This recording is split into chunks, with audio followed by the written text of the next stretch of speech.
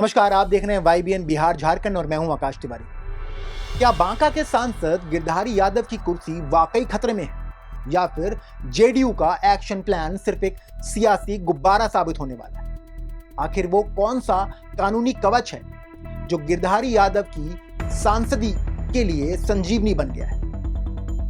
क्या नीतीश कुमार की पार्टी ने अपने ही सांसद को घेरने में जल्दबाजी कर दी? आज का सबसे बड़ा सस्पेंस, क्या लोकसभा स्पीकर जेडीयू की अर्जी को रद्दी की टोकरी में डाल देंगे? क्या अमर सिंह वाला वो पुराना केस गिरधारी यादव को अभयदान देने वाला है?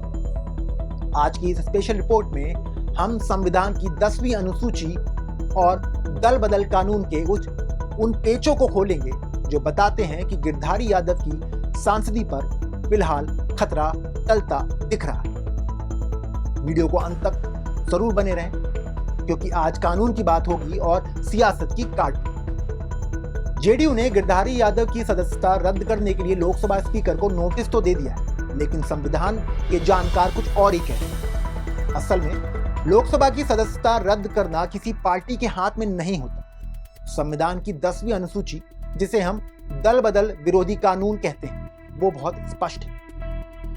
सदस्यता तभी जा सकती है जब कोई सांसद खुद पार्टी से इस्तीफा दे दे या फिर सदन के अंदर पार्टी के विहिप के खिलाफ जाकर वोट करे।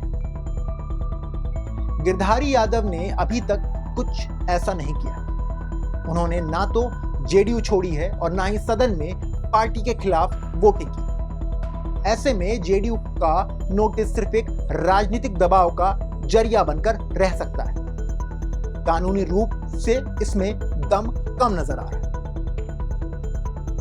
यहां समझने वाली बात यह है कि क्या विप क्या होता है। जब सदन में वोटिंग होती है तो पार्टी एक निर्देश जारी करती है जिसे विप कहते हैं। अगर कोई सांसद इसके खिलाफ वोट देता है तो उसकी सदस्यता तुरंत जा सकती है।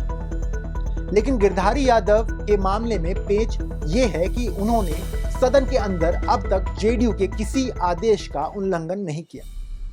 जेडीयू उन पर पार्टी विरोधी गतिविधियों का आरोप लगा रही, जो सदन के बाहर की बात है। कानून के जानकारों का कहना है कि सदन के बाहर की गतिविधियों के आधार पर किसी की सांसदी छीनना बहुत मुश्किल प्रक्रिया है। इसके लिए ठोस डिजिटल सबूत और ये साबित करना होगा कि सांसद ने स्वेच्छा से पार्टी छोड़ दी, जो गिरधारी यादव के मामले में अभी तक साफ नहीं।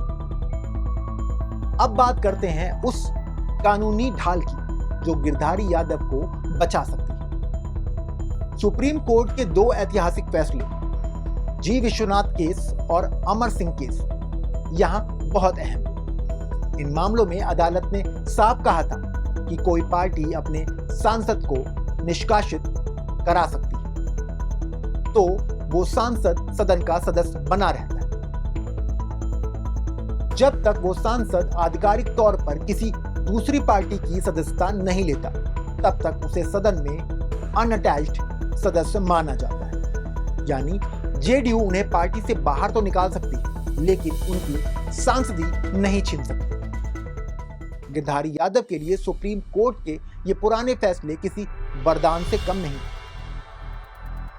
जेडीयू का सबसे बड़ा गुस्सा इस बात पर है कि गिरधारी यादव के बेटे चाणक्य प्रसाद रंजन ने 2025 में आरजेडी के टिकट पर चुनाव लड़ा। पार्टी का आरोप यह है कि गिरधारी यादव ने बेटे के लिए प्रचार किया। लेकिन रुकिए, बिहार की राजनीति में यह कोई पहली बार नहीं हुआ।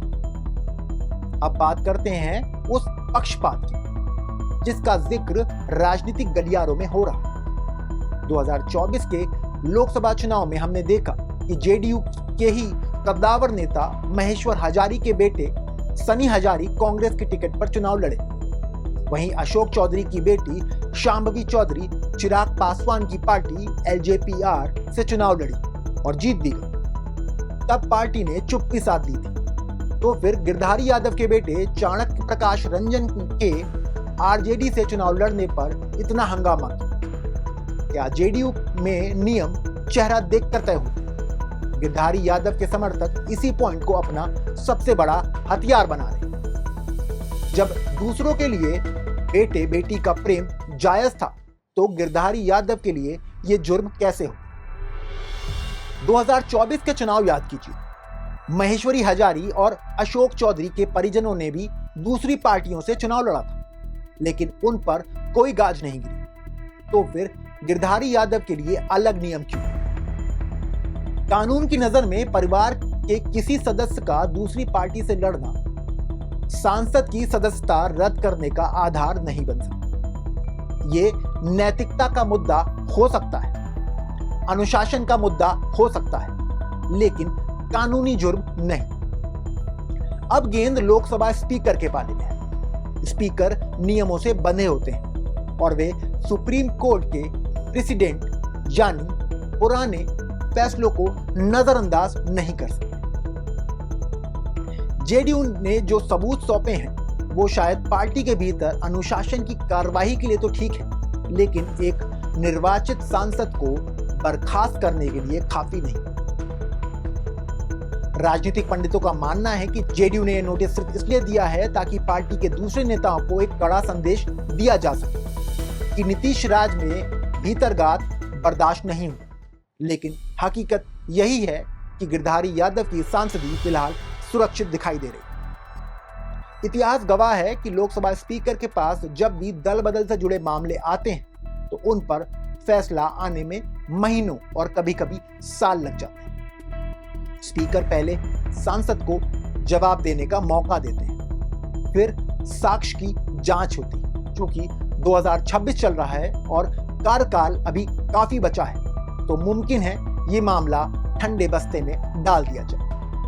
अगर स्पीकर ने इस पर तुरंत फैसला नहीं लिया तो गिरधारी यादव सांसद बने रहेंगे। जेडीयू के लिए ये स्थिति काफी असहज हो सकती है, क्योंकि वे एक ऐसे सांसद के साथ सदन में बैठेंगे जिसे वे खुद पार्टी से बाहर निकालना चाहते हैं। तो क्या गिरधारी यादव बांका के सांसद बने रहेंगे? कानूनी पेश तो यही कह रहे हैं और उनकी कुर्सी सलामत है, लेकिन राजनीति में संभावनाओं के द्वार हमेशा खुले रहते हैं। क्या जेडीयू इस मामले को और ऊपर ले जाएगी या फिर ये मामला ठंडे बस्ते में चला जाएगा? आपको क्या लगता है?